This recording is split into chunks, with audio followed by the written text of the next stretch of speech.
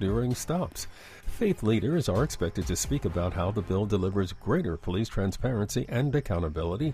The African-American mayor, who is a former police officer, is urging council members to take a ride in a patrol car. And that's the latest. I'm Mike Moore from your 24/7 news source, the Black Information Network and BINnews.com. New year, new hiring needs? Indeed's end-to-end solution helps you attract, interview, and hire candidates all year round. Schedule and conduct virtual interviews right from your Indeed dashboard. Learn more by visiting Indeed.com/credit. This is the KBLA Sports Minute with Ray Richardson. The Lakers will not have LeBron James tonight for their LA showdown against the Clippers. LeBron has a sore right ankle. This will be the fifth game this season LeBron has missed because of an injury. The Lakers are 2-2 in LeBron's absence. 7 p.m. tip-off tonight at Crypto.com on TNT. Coco Gauff advanced to the Australian Open semifinals for the first time in her career. The 19-year-old sister defeated Marta Kostyuk of Ukraine in 3 sets. Gauff is ranked 4th in the world. Remember Hugh Jackson? He was head coach of the Cleveland Browns from 2016 to 2018 and the Oakland Raiders for 1 year in 2011. Jackson is in final talks with Morehouse College in Atlanta to become their next head football coach. The famous HBCU hasn't had a winning season in 6 years. Jackson is available. He was fired at Grambling after going 8-14 in 2 seasons. No debates, no speculation, just the info you need. That's your KBLA Sports Minute. I'm Ray Richardson on KBLA Talk 1580. Climate is king. At KBLA Talk 1580, we believe that caring for the community means caring about the climate. You might have heard that we announced a pretty bold 12-month, $2 million campaign to do 4 things. Increase climate literacy, turn up the volume on communities of color in the climate conversation, connect everyday people with the resources they need to survive and thrive, and highlight frontline climate justice crusaders of color throughout this year. KBLA Talk 1580 will be bringing you insightful interviews on all of our shows to help raise your climate IQ. Each quarter this year, we will also be hosting free climate events in various communities throughout the city with food, fun, and forward-thinking conversations. Thanks to partners like LADWP, Metro, Caltrans, the Sierra Club, the California Community Foundation, the California Endowment, AQMD, MWD, and more. You'll also be hearing more about a couple of national town halls broadcasting live from Los Angeles, to which you will be invited. And we'll be rolling out a robust social media campaign on all our platforms, as well as an outdoor media campaign, all designed to educate, enlighten, and empower you in our fight for climate justice. We want cleaner air. Caring about the community means caring about the climate. At KBLA Talk 1580, we believe that we really can change the world if we care enough. If we care enough. If we care enough. If we care enough. If we care enough. If we care enough. Look over your shoulder. I'm never too far. I'll get to wherever you are. I'll carry your burden. I'll carry your load. I'm here with a hand to hold. I will be your shelter. I will be your shelter. I will be your shelter through the storm. KBLA Talk 1580. We got a lot to talk about. We are not playing. It is election season, and I'm so excited to have joining us this morning. She's a candidate for the United States Senate from California. But from her segregated hometown to the halls of Congress, she's never stopped fighting for what's right. She says, as a teenager in San Fernando High School, when black girls weren't allowed to be cheerleaders, she joined forces with the NAACP and became her high school's first black cheerleader. She was one of the first black women to rise up to a senior position on Capitol Hill as chief of staff for the legendary Congressman Ron Dellums, and the first African-American woman elected to the state assembly and the Senate from Northern California.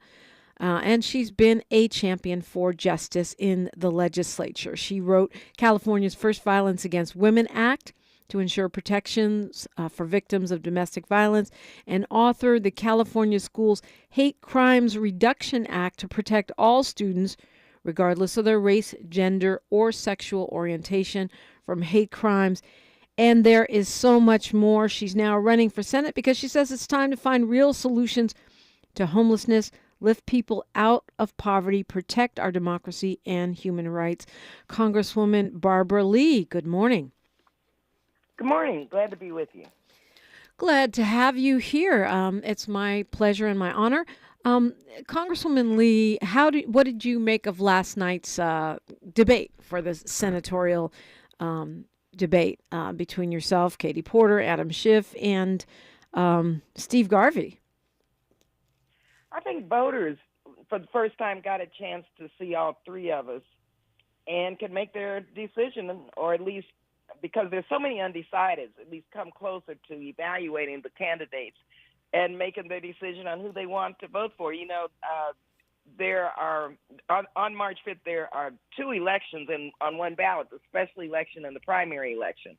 And so part of what we're trying to do, and I'm really thankful for USC and those who put together this debate, is to make sure that the undecideds and candidates who aren't sure of who we are, what we stand for, what we intend to do in the Senate to make life better for everyone, it's important that these debates take place. And so I think it was great, and people had a chance to see where we agreed and where we disagreed. Yeah. I laughed to myself when you said the three of us, because I assume you're just counting out Mr. Garvey. Who? Well, I think Democrats will have that choice, and hopefully some Republicans also. Yeah. In terms of supporting Democrats. Those kind of debates are always tough because you're fighting the clock, right? You're not just fighting the other candidates. You're up against the clock. And it seemed like you were, putting your foot down to make sure you got equal time. You have to do that within the context of trying to stay within the time. But every candidate comes back sometimes with a rebuttal outside of that time frame. And so I believe in sticking to the rules, but I also know that when other candidates talk about what they want to talk about, then it's important for all of us to be able to at least reclaim our time, as Congresswoman Waters said. She was there with me last night, which is really, really great to have her in the audience. Yeah, she's been an ardent supporter of yours. She's been on this show and other shows on this station urging people to vote for you. And a lot of us were really strong in the position that we wanted an African-American woman to replace an African-American woman when Senator Kamala Harris became Vice President Kamala Harris. And ultimately, that's not what happened. Why do you think that's important? I mean, I just barely started talking about your firsts as a black woman. Would take us the whole hour to get through all of them. But why do you think that's important that we have a black woman in that seat? And Dominique, being a first means that you've just broken through, and you've got to pull others behind you to lift everyone up. And so it's been very, very difficult being first, because you're faced with a system that, as Shirley Chisholm told me when I met her and got involved in politics, who's the first African-American woman elected to Congress, she told me, look, these rules weren't made for you and I. You've got to get in there, break that ceiling, and then shake things up, change those rules, because these rules need to be changed because they weren't made for us. And so it's been hard cracking those that glass ceiling, but still, it means that others can come through, just like when I was cheerleader at San Fernando High School. And so having a black woman in the Senate is extremely important, because since 1789, there have only been three, and that's Carol Moseley Braun, Vice President Harris, and now Senator Butler. That perspective since 1789 has been in the United States Senate 10 years. They've served a total of 10 years. So imagine, first of all, what our community has lost, and the country and the state has lost 10 years since 1789. And black women have a perspective that is serious to bring not only lift our communities up and people up, but the country. And it's a gap in the Senate that needs to be filled. And I hope that people understand that it's not just which Democrat. It's who's going to fight for justice and for freedom and for our democracy and for voting rights and for making life better, for housing. You know, the lived experiences of black women, my lived experiences, connect with the 20 million in California who are one paycheck away from poverty. So lived experiences and representation matters everywhere, but especially in the United States Senate from California. Yeah, that was real obvious in the debate last night when Steve Garvey started talking about how he was walking around touring homeless encampments, and your reply to him was so spot on because he, you know, you said he was being patronizing, but it was also like just listening to it as an observer, like he was going to a zoo or something, as opposed to having any real grounded understanding of what folks are going through and what people need to get out of that trap.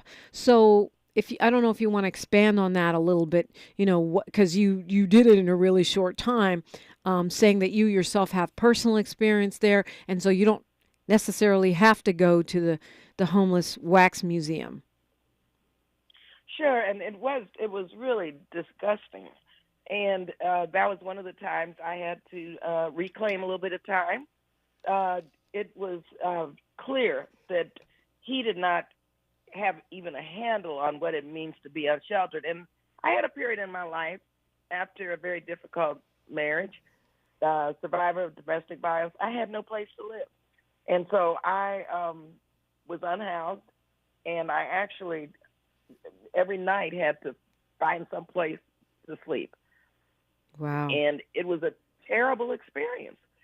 And for him to portray people living on the streets the way he did, and for him to only solution was to audit the funds that have been sent to communities, I mean, that's not how you address the serious issue of homelessness, houselessness, people who are unsheltered. And so you've got to have people in the Senate. Imagine if he were in the Senate at the table writing a bill, legislation. He would have no idea on what mental health services are needed. By profession, I'm a psychiatric social worker. I started my community mental health center years ago.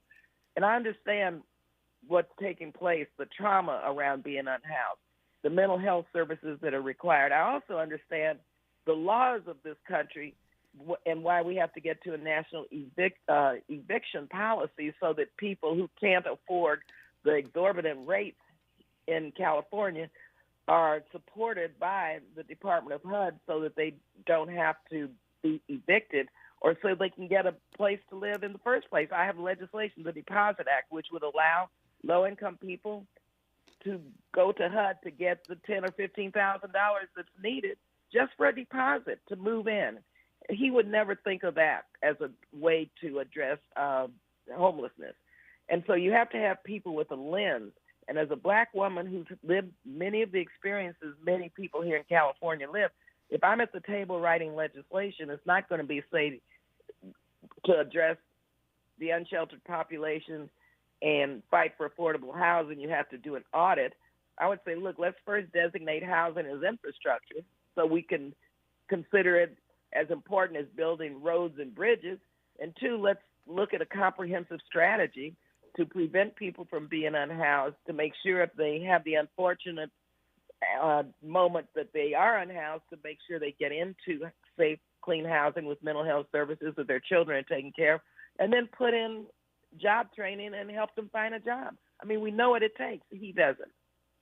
Yeah, and it's true. We've seen Mayor Karen Bass here in Los Angeles really trying to lock arms with county and federal resources, from her experience as a congressperson, to get all of these levels of government working together.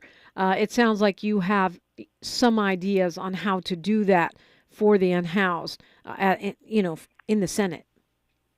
Yes, Mayor Bass is doing a phenomenal job, and I've spoken with her about some of her strategies, which I think need to be taken to the Senate as a model, as a prototype, and as what we need to fund. I mentioned earmarks and tax dollars. You know, California is a donor state. We send more taxes to the federal government than we bring back home.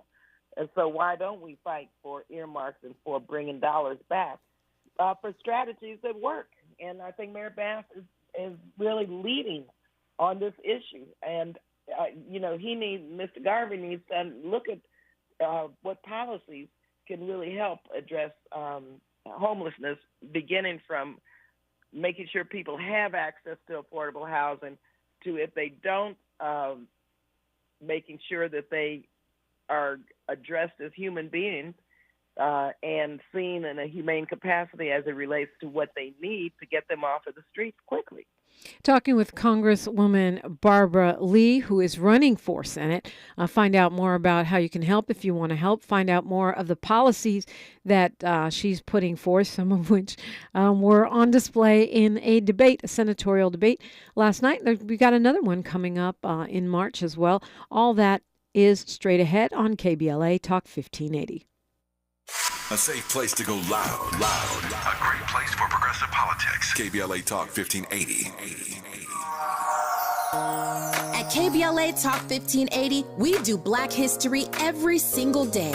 In fact, as the only Black talk radio station west of the Mississippi, we are Black history. Our annual Black History Month luncheon is fast approaching, and we want to be sure to give you ample time to get your company, organization, church, or group to join us at this year's celebration on the last day of the month, Thursday, February 29th at noon. Last year, we honored iconic local Black media personalities, including Pat Harvey, Jim Hill, Mark Brown, Beverly White, Sandy Banks, and Pat Prescott, and raised $20,000 in scholarships. This year, we're honoring Black Hollywood creatives who have used their artistic genius as climate justice champions.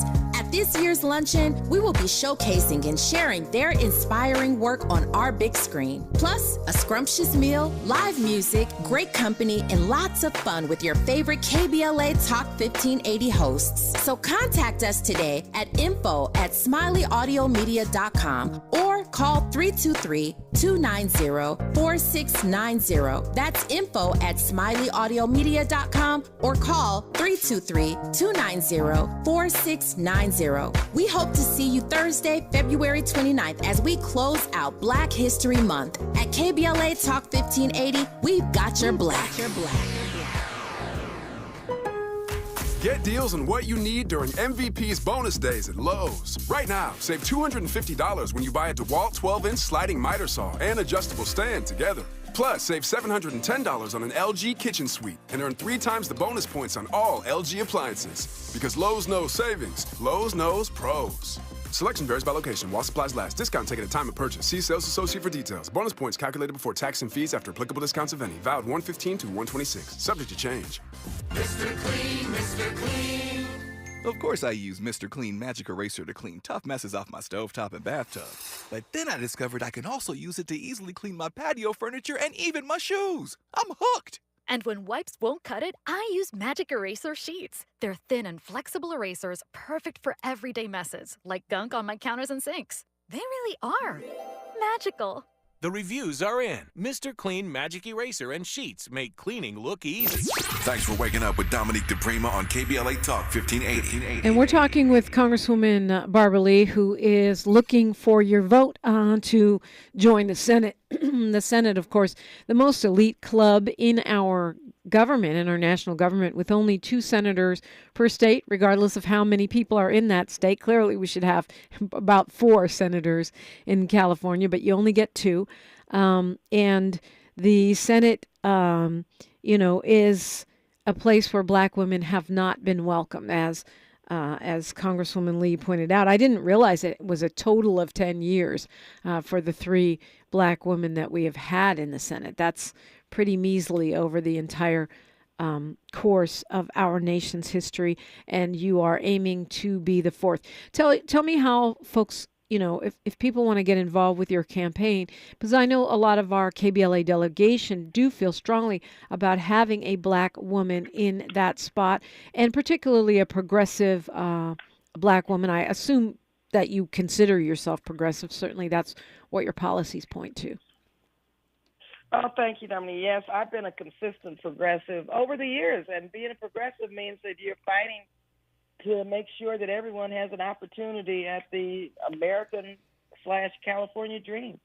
And being a progressive means that you want people to have access to affordable housing, health care, live in communities where they don't have to worry about clean water, and to have access to entrepreneurship and to job opportunities. Our labor union movement is extremely strong here in California, and we want people, especially African Americans, people of color, women, to be able to get good-paying union jobs. So being a progressive means you want to make life better for everyone, and you fight for justice, for freedom, and for peace, and for closing these gaps that we still see that bear out in these terrible gaps and disparities in terms of our economic plight in America and in California. And so my website is BarbaraLeeForCA.com. Of course, raising money we've got to do because media and advertising is very expensive, and that's how people get to know you. But we also have a phenomenal people-powered campaign where we would urge and encourage people to sign up to help us phone bank, to help us do the ground game. It's also important that people know that I'm supported by 6 of the 8 constitutional officers here in California: Ricardo Lara, Mayor Bass, Congresswoman Waters. When you look at what organizations have endorsed me, people forget that Bernie Sanders won the Democratic primary by 10 points.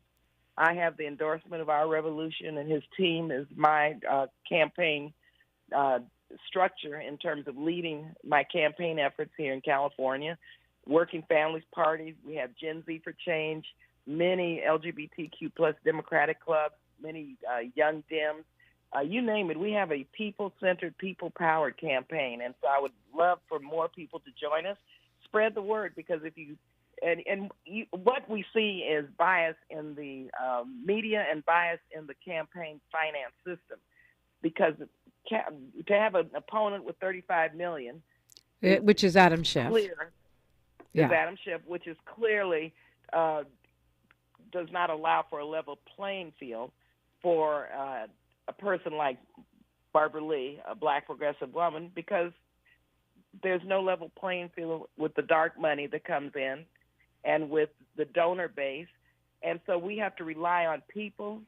People send recurring donations every month, like $20 a month, $30 a month. So we're raising money, and I've raised money over the years for other candidates. Now it's raising money for Barbara Lee for Senate. So thank you all for those who can help. And just know it's getting into the top 2 on March 5th. Ballots will be dropped in a couple of weeks. And it's a primary and a special election on the same ballot. So you have to vote twice, one for the special, one for the primary. So I hope you educate voters that vote for Barbara Lee 2 times. Right. I mean, it's similar to what we did with Padilla, right? Because he was filling out an unfinished term, so you got to vote him in for that term and then the new term, and they're both on the same ballot. So you're voting for the same person twice, but for 2 different time periods. That's it. And so don't let this confuse voters. And so thank you for giving me a chance, and Dominique, for talking about that, because we have to get every vote. We need to get to about 27%, and we're phone banking every night. And the phone banking and targeting our voters is coming very well. And so this is how Senator Sanders won California, through organizing and targeting voters and making sure that everyone gets to the polls. So mail in your ballots early.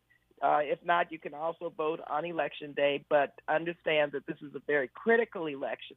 And so if you go again to my website, BarbaraLeeForCA.com, it will bring up my history, my bio, my position, what I want to do in the Senate to represent California, and also the endorsers and how they their perspective on myself, and any information that you need. Of course, there's a phone number. Feel free to call to get more information. You mentioned earmarks before we went to news, traffic, and sports, and that was a a hot topic in the debate last night with Katie Porter saying we shouldn't have any earmarks and that they lead to corruption, and the other three candidates saying you have to earmark money. You have to set money aside for projects in your home district, and that's one of the reasons you're there to fight. Do you think people are confused around this? I think, to me, it seems like earmarks, just like any other moving of money or resources, is, sure, there's corruption, but there could be corruption in any moving of money.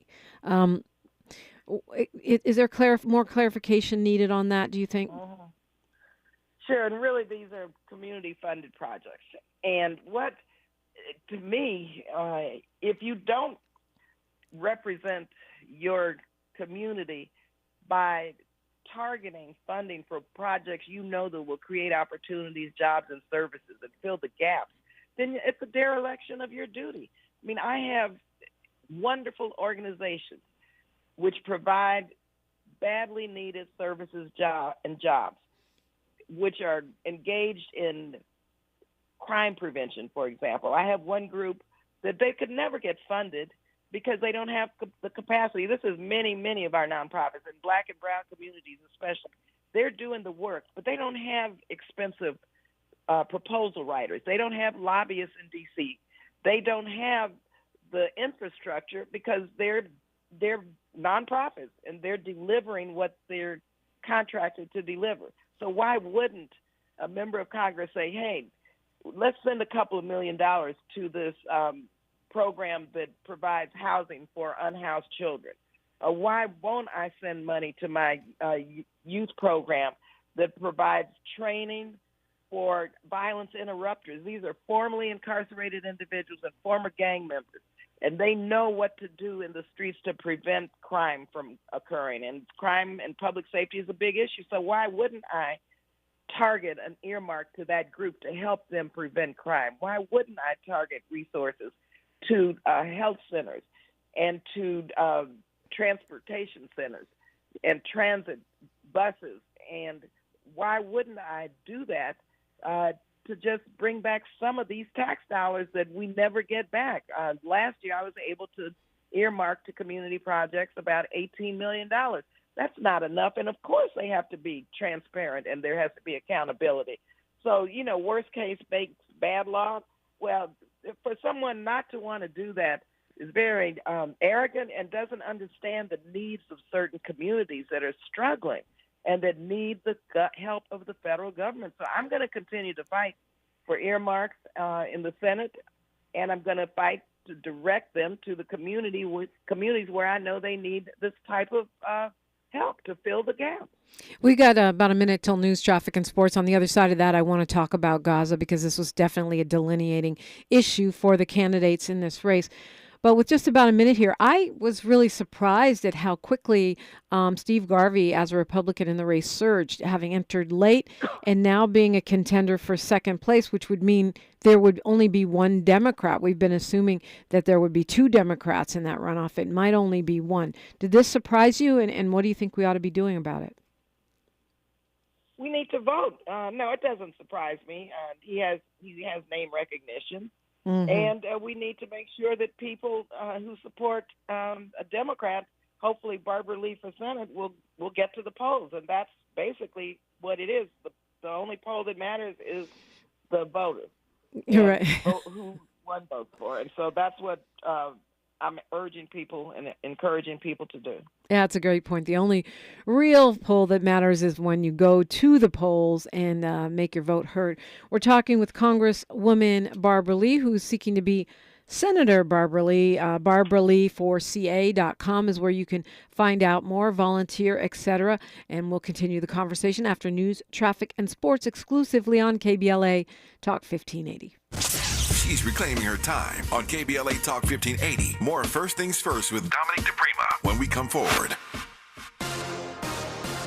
Thank you for joining us. I'm Mike Moore. Here's the latest from the Black Information Network. New Hampshire is the center of the political world today as voters head to the polls for the state's presidential primary. The Republican contest is a head-to-head battle between former President Donald Trump and ex-South Carolina Governor Nikki Haley. On the Democratic side, President Biden's name isn't on the ballot due to a dispute over the primary calendar. In Mississippi, a lawsuit has been filed against the city of Lexington and its police department. The suit, brought Monday by the civil rights group Julian, accuses law enforcement of engaging in a pattern of violence and harassment against black citizens.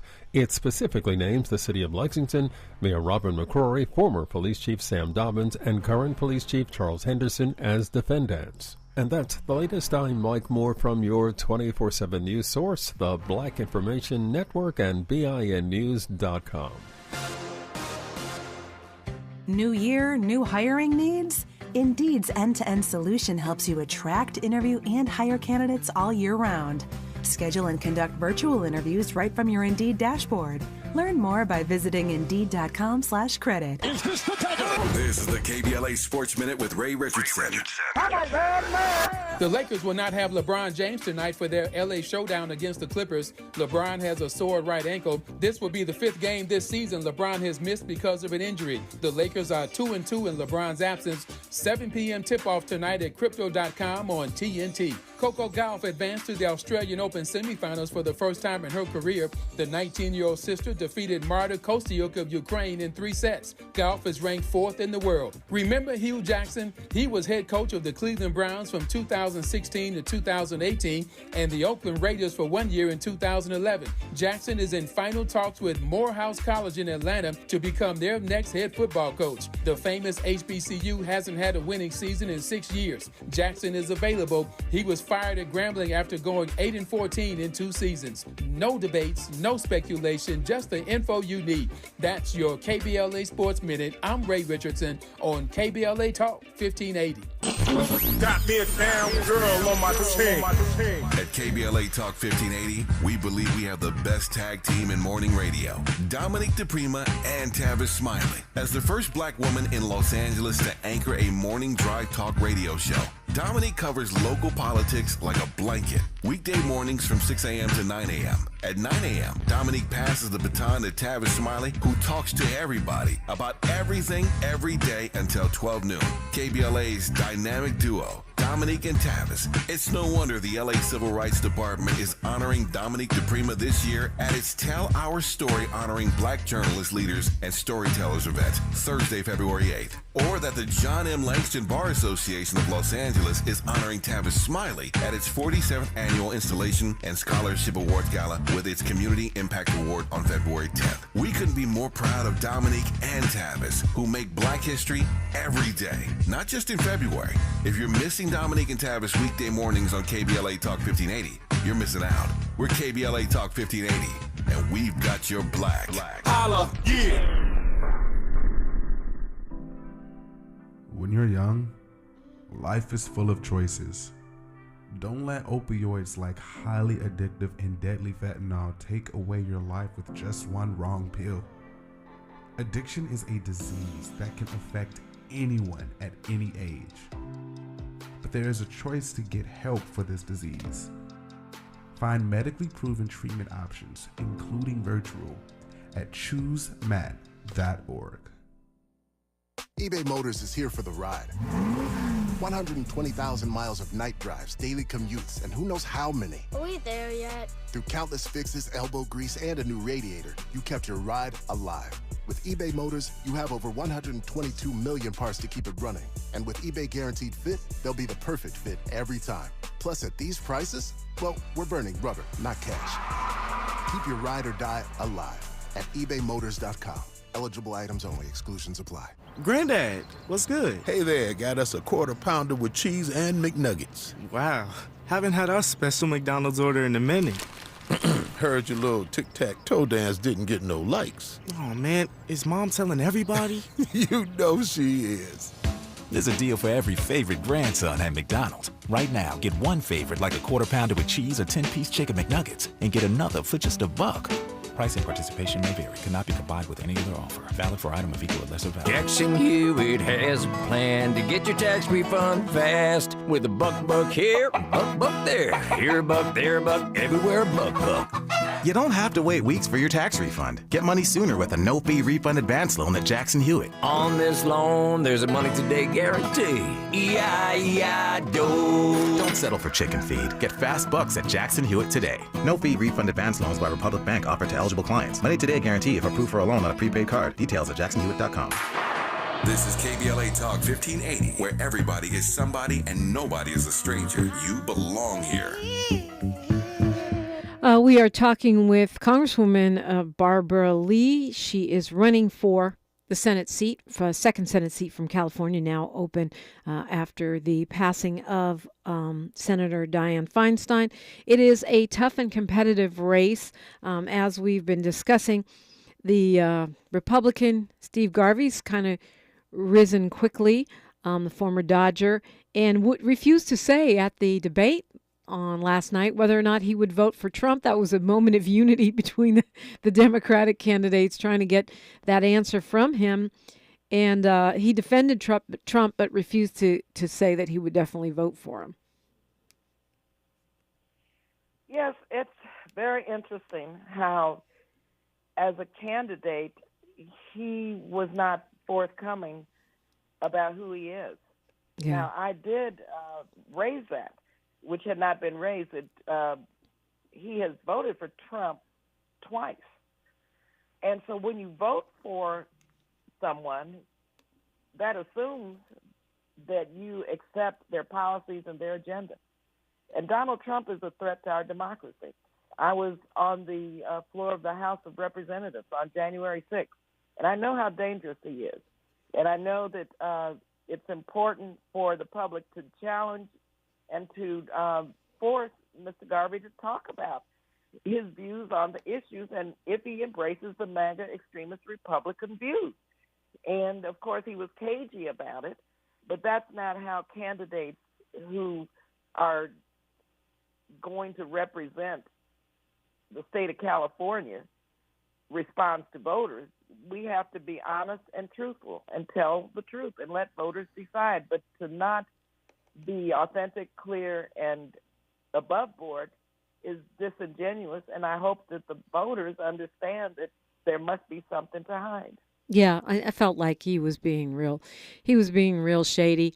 He didn't want to say he voted for Trump, but he said he voted for him twice and that he didn't like Biden. So what does that tell you? He also he did say that he wasn't for a national abortion ban, but I felt like it was a little of the tap dancing that a lot of Republicans are doing right now, because they know that issue is a ball and chain for them, not just with women voters of color, but with their so-called soccer moms as well. Reproductive freedom, and I've been endorsed by the National Reproductive Freedom Organization.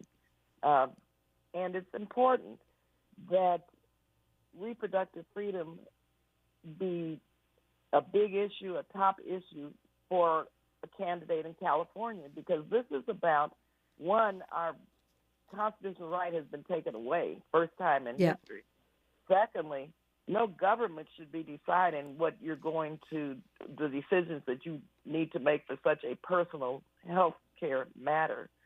And thirdly, he doesn't quite, and the Republicans are trying to navigate this, because they do know that the public is with those of us on the side of reproductive freedom. Yeah. And so they're trying to play that game again. Yeah. And that's what I'm saying about Mr. Garvey. Make him talk about Donald Trump, the MAGA extremist Republican agenda, and if that's what he supports. I co-chair, actually, the Pro-Choice Caucus, and I've talked about what it was like before Roe, having to go to Mexico for an abortion as a young girl, teenager, living in Pacoima in San Fernando. And it was hard, but that was my own decision. My mother and I made that decision. It's nobody's business. That's why I never talked about it. But I had that opportunity, and it almost was very similar to now, because now in certain states women are criminalized. And these are black and brown women living in the South primarily, in these states that have these restrictive laws. And I then worried that I could be arrested, and I also worried that I could die, because this was in a back alley in Mexico, and the primary death of black women was septic abortions. You took your life into your hands, and well, you know, there's so many of these issues, you know, where Republicans are on the fence. But one of the things, the whisper, I guess you could call it whisper campaigns that I hear, which I like to address, is that, you know, we know that you were the only one to vote against the military intervention in Afghanistan in 2001. That was a courageous vote. For people who don't remember back then, that's what eventually got me off. Main things that got me off that radio job that I had at that time. You weren't allowed to speak out. It was very, very toxic, pseudo-patriotic environment, and you bravely stood up. But I hear whispers that, well, that was the Barbara Lee, Congresswoman Lee of 2001, that somehow you become less progressive over the years, and, you know, and aligning with the Biden administration on their policies and positions. How do you respond to that? Well, my response is I've been a consistent progressive over the years. And when you look at my history of leading, it's a progressive, consistent history. For example, I stood up and decided very clearly early on that we needed cannabis reform, because black and brown people were being incarcerated for crimes committed against the drug laws of this country. And so I established and fought for co-chairing, which I do, the Cannabis Caucus, and I introduced the very first Marijuana Justice Act, which is a progressive position to decriminalize and to provide for equity and legalize cannabis, so that we can get a handle on this war on drugs, and to provide expungement for those who have been incarcerated as a result of the war on drugs, and to provide equity in the businesses. Many states, such as California, have passed these laws, so why shouldn't the federal government support access to banking and equity for people who have been impacted by the war on drugs? That's a very progressive position. When you look at working with George Bush, I've worked with Republicans who I totally disagree with, and I led the efforts on all of our global AIDS initiatives. And you may have heard of PEPFAR, the Global Fund, all of the issues that address especially the black community and Africa, people in Africa who were dying disproportionately with HIV and AIDS. I've been able to help save 25 million lives. That's progressive. When you look at my voting record on defense, even my opponents, I vote against that defense budget. So did my predecessor, Ron Dellums, because defense spending is over $87 billion. I led the effort to audit the Pentagon, which had never been audited before, and I got a Republican to help me do that. So I work with Republicans in a bipartisan way. But guess what? The Pentagon now has flunked 6 audits. We could use these investments in developing housing and health care and economic equity and jobs and businesses in our own communities. So I've been a consistent progressive over the years. I'm not sure what people are saying, because they may not know my record and how I'm getting the job done for them. When I led the effort as an appropriator to make sure we save lives through targeting resources into the black community for COVID relief, I worked with Mayor Bass to make sure that our clinics and our hospitals and our neighborhood, our faith groups received federal funds to address the COVID pandemic by hiring trusted messengers. These are people from the community to deliver the messages, to provide the vaccines. That's a progressive place that people understand is something that I did as a progressive, because no one else would do that. And so being a progressive means you're leading on issues that others won't lead on. And when you look at my fight against corporate greed, I mean, I've worked with Senator Sanders over the years to make billionaires pay their fair share of taxes. My Oligarch Act, my CEO Compensation Act. I have a history of introducing progressive legislation I work with Bishop Barber to lift people out of poverty with the Poor People's Campaign. My opponents don't do that. If that's not progressive, I don't know what is. And so I'm not sure what people are talking about in terms of being less progressive, because when you look at my voting record, news sources and individuals and organizations have ranked me as the most progressive member of Congress. Which sometimes they say, well, wait a minute, how are you getting so much done, when they look at my record on what I've been able to get done? And it's important. When I was in the legislature, for example, we had a very right-wing governor, Pete Wilson, and I led on progressive issues, and he signed more of my bills into law than most other members during that period, and that's because I was progressive. He was very conservative, and I was able to negotiate with him for very progressive legislation. The Violence Against Women Act was my bill. The Children's Health Program, that was my legislation. The California School Hate Crimes Act, addressing hate with the against the LGBT communities with young people in the school districts, that was mine. So my record of being progressive is very clear, and sometimes the media or those who don't want to see you win put out misinformation and disinformation. All right. Well, that's our job here at KBLA, to clear up, to clear it up and go to facts. Congress is like the Supreme Court, and the Senate in particular is like the Supreme Court, in that people always think the solution is to get the youngest possible person in there so they can stay in there forever. People tend to stay in the Senate, as Senator Feinstein did for their whole lives, like they do in the Supreme Court. Some folks think that it would be better to elect someone younger than yourself. How do you respond to that? It's the same question Joe Biden is getting. Yeah, when you look at what's needed in the Senate, and that's experience, we need somebody who can hit the ground running, and someone from California who has the perspective that Barbara Lee has with regard to lived experiences, and who has a history of progressive legislation, getting the job done and delivering for the state. And so California deserves a senator with that experience, and somebody who also can challenge this government when it's wrong in terms of going to war and not coming back to Congress, or making sure that we have poor people and low-income people and working families front and center in our legislative agenda, and someone who can help organize and make sure that the voices of those who are unheard are lifted up. And that requires experience, and it requires someone who can hit the ground running.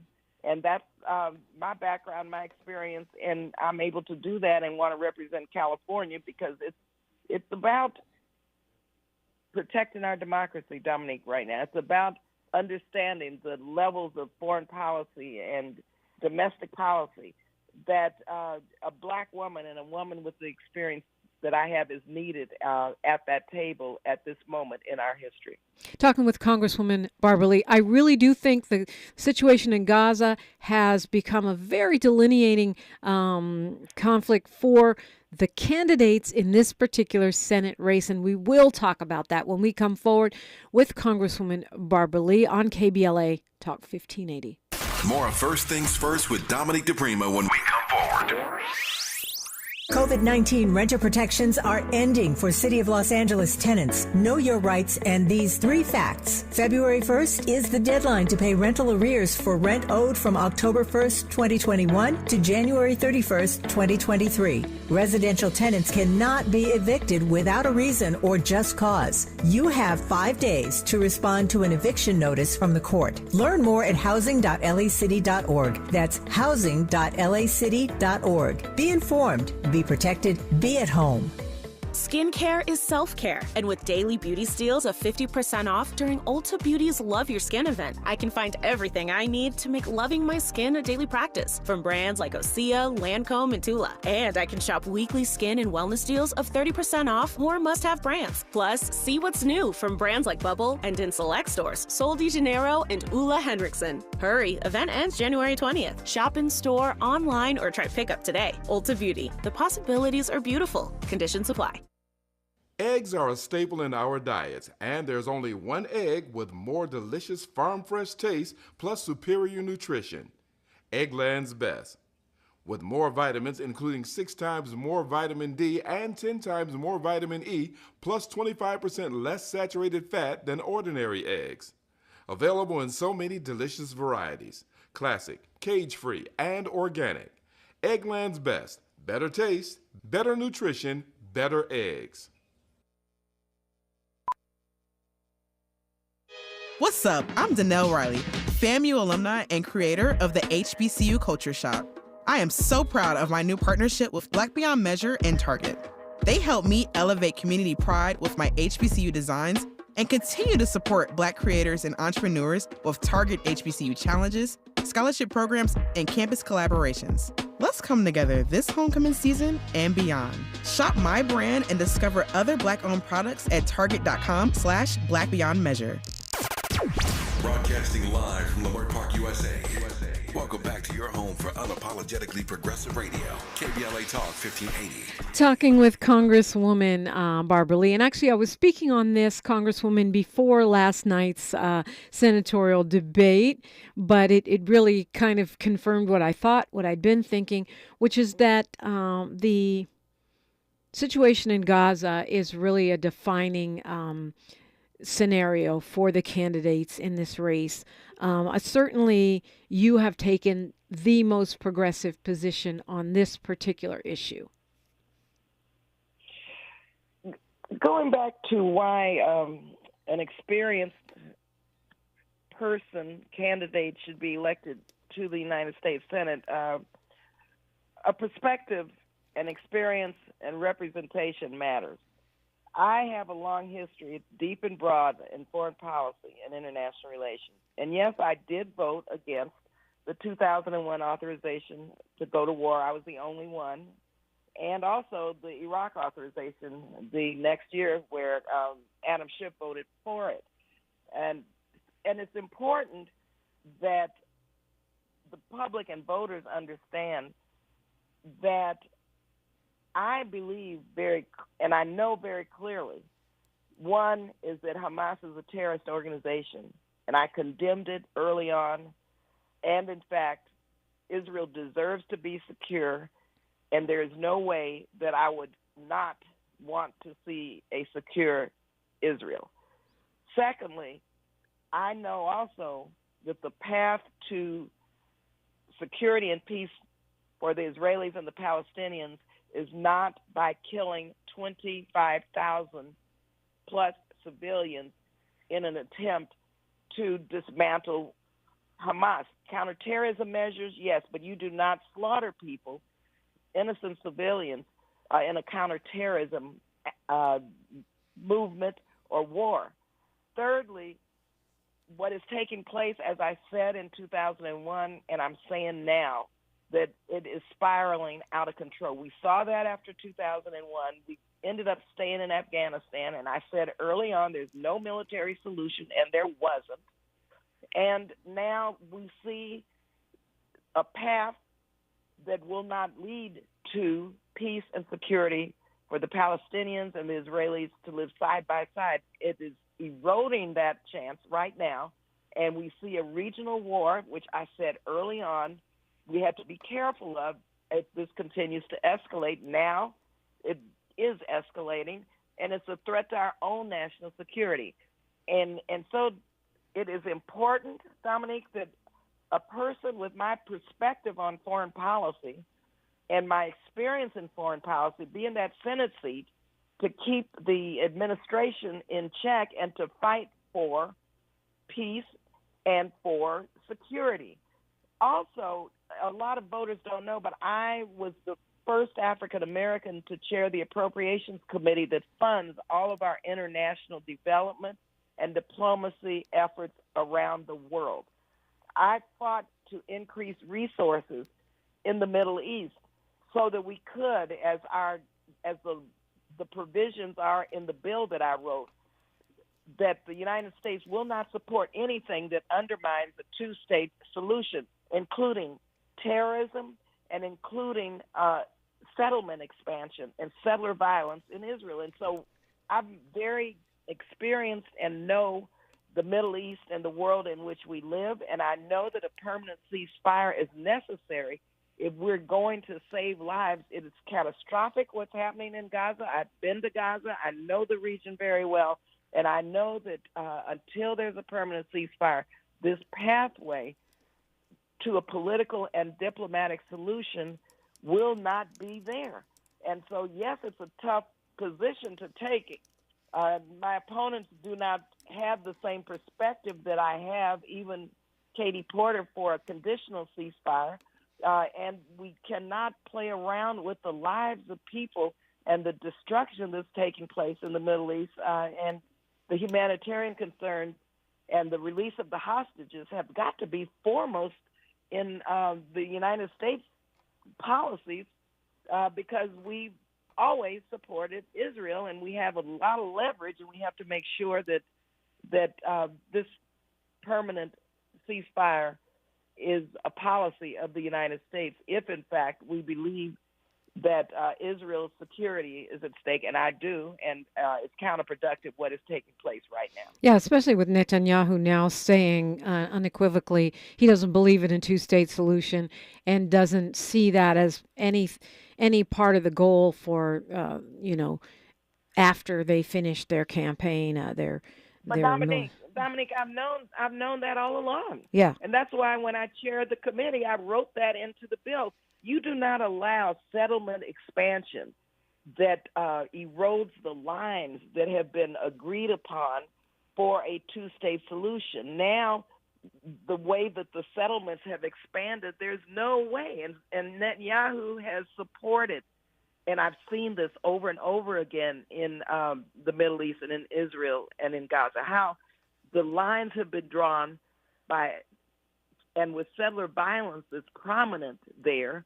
Netanyahu has not stopped any of this. He supported it, and so he has never really stood for a two-state solution. Again, that is why someone as experienced as I am with my perspective should be in the United States Senate, because this is no on-the-job training for ensuring United States national security, because this can spiral out of control at any minute now. Yeah, I would argue it's hurting our standing in the world. So many things get jammed up in the Senate, the voting rights, significant police reform.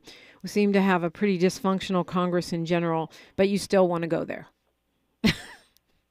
Absolutely. Being a black woman, as you know, we're always challenged with systems and policies that have been established that we have to try to dismantle and disrupt. Like when I was attempting to be a cheerleader, first girl cheerleader and you at did it. High School, Yes. Right? Yeah, and there was a criteria for selection, and I could not meet that criteria because I did not look like what they felt would meet the criteria of a cheerleader. So I went to the NAACP, and they looked at what was taking place. They said, yes, you're right. And so they helped me organize the student body and the administration. A lot of pushback. This wasn't easy. No but doubt. I finally was able to get them to establish an election process. So guess what? I tried out in front of the student body in an election, and I won. I was the first black cheerleader at San Fernando High School. So this is my life's work. This is what black people, black men and women have to deal with in America constantly. So, yes, I understand the challenges. And, yes, I was sitting on the floor and barely escaped on January 6th. I've been in some very dangerous moments in my life. I was a community worker with the Black Panther Party, a target of COINTELPRO. I know what the FBI does and how it tried to disrupt the Black Panther Party and use agent provocateurs. And I was targeted to be killed. And my file that is unbelievable if you read what's blacked out in my file. And so challenges that we all have had are challenges that I have turned into trying to make things better in this country, in this state, and in this world for Congresswoman, people like myself. Got to leave it there, but thank you so much. I've greatly enjoyed the conversation. Congresswoman Barbara Lee. You can go to barbaraleeforca.com. Tavis Smiley is up next. He's got a great show on deck for you. Until tomorrow, one love. KBLA 1580 Santa Monica. Thank you for joining us. I'm Mike Moore. Here's the latest from the Black Information